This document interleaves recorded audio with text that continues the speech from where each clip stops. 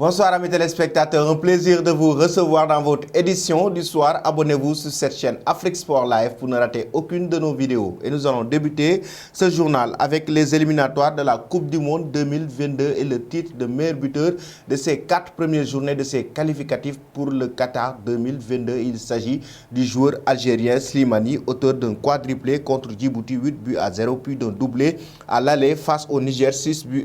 L'Algérien Islam Slimani a inscrit 6 buts et s'impose comme le meilleur buteur des éliminatoires du Mondial 2022 en zone Afrique à l'issue des 4 premières journées. Le Lyonnais devance de 2 unités une meute de poursuivants dans laquelle on retrouve notamment son compatriote Riyad Mahrez, le Marocain Ayoub El Kabi ou encore le Sénégalais Famara Diédhiou, auteur d'un triplé mardi en Namibie 3-1 qui compte tous 4 buts. Et nous allons maintenant en France pour parler de Ballon d'Or France Football avec Didier Drogba qui a évoqué ce trophée actuellement très attendu avec des nominés comme Karim Benzema, Lionel Messi ou encore Robert Lewandowski. Mais Didier Drogba, c'était à l'occasion d'une rencontre avec les légendes de l'Olympique de Marseille au stade Vélodrome. Après une très belle soirée, l'ancien attaquant de Chelsea a évoqué la soirée du Ballon d'Or qu'il va animer le 29 novembre prochain.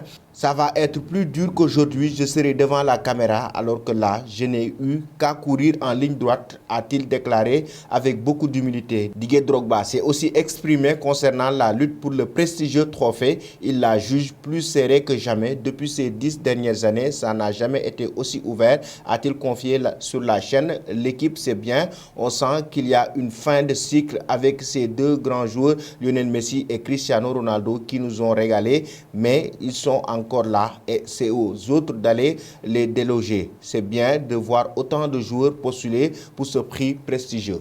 Ce qui veut dire que cette jeune génération a du boulot pour faire mieux que Cristiano Ronaldo et Lionel Messi concernant ce trophée prestigieux, à savoir le Ballon d'Or. Nous allons maintenant parler, chers amis, de transfert avec Kylian Mbappé au Real Madrid. Karim Benzema a évoqué qu'il est actuellement prêt à accueillir le joueur français, son compatriote, au sein du club de la capitale espagnole concernant le transfert raté de Mbappé au Real Madrid cet été. Lui et Karim Benzema n'évoluent ensemble que sous le maillot de l'équipe de France. Pourtant, le capitaine du Real Madrid se verrait bien côtoyer Kylian Mbappé au quotidien dans la capitale espagnole. Pourquoi pas, a-t-il répondu à la télévision espagnole lorsqu'on lui demande s'il aimerait jouer avec l'actuel attaquant du Paris Saint-Germain. Je l'ai toujours dit, je vais le redire, évidemment que j'aimerais jouer avec lui un jour, même si pour le moment il faut patienter et respecter son équipe, a ajouté Karim Benzema. Kylian Mbappé sera en fin de contrat avec le Paris Saint-Germain l'été prochain.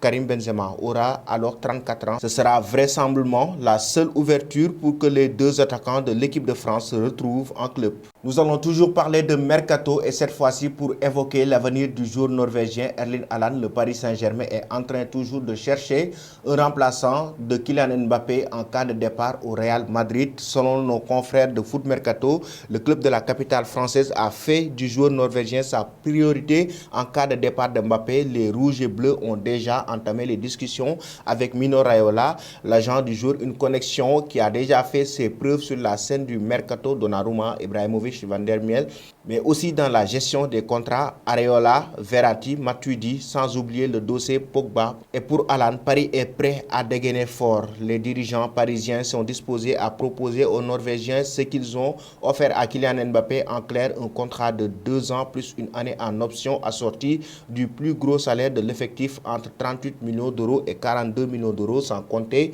les primes. Paris mise sur l'argument financier et sur la capacité des rouges et bleus à glaner les trophées. Pour convaincre Erling Haaland, reste à savoir si cela sera suffisant, car la Ligue 1 ne fait pas vraiment partie des championnats les plus sexy aux yeux du grand blond.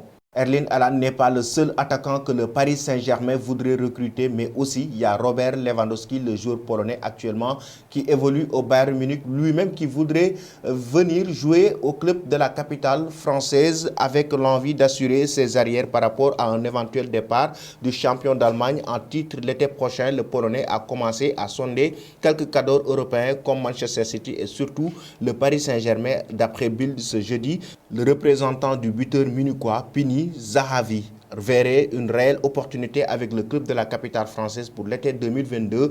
En effet, le rendement de Robert Lewandowski couplé aux avenirs incertains de Kylian Mbappé en fin de contrat en juin et de Mauro Icardi pourrait donner de la constance à une telle piste. Reste à connaître les intentions du PSG qui donne plutôt sa priorité à l'avancante du Borussia Dortmund Erling Haaland dans l'hypothèse d'un départ de Kylian Mbappé. Voilà, chers amis, c'était tout pour votre édition du soir. Avant de vous quitter, la question concernant le Paris Saint-Germain, Erling Haaland et Robert Lewandowski, les deux attaquants que le club de la capitale française songerait à recruter. Selon vous, est-ce un bon choix? Merci et bonne fin de soirée.